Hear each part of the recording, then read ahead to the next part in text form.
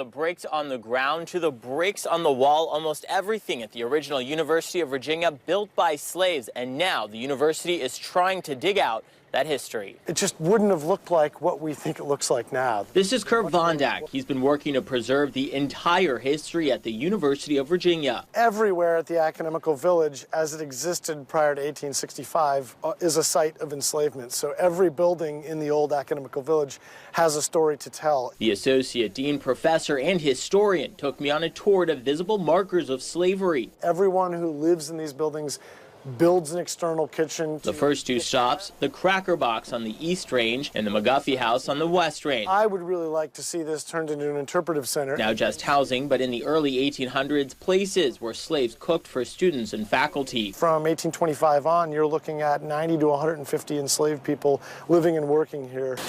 That leads to one that we can document the enslaved lived in. Many of the stories here unknown, but historians have used detailed administrative documents to get some idea of what life at UVA was like for a slave. Violence is routinely visited upon the enslaved for perceived infractions, right? If an enslaved person in a dining hall served butter that a student thought was rancid, this might warrant a savage beating. And when slaves died, they came here. It's 67 people.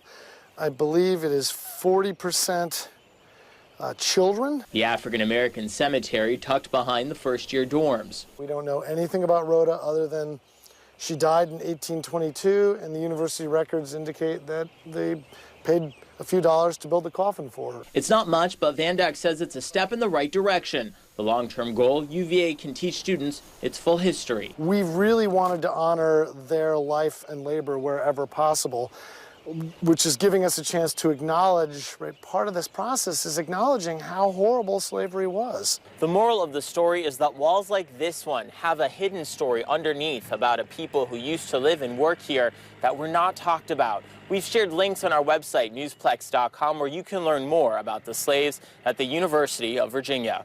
Reporting in Charlottesville, Tomas, Harmon, CBS 19 News.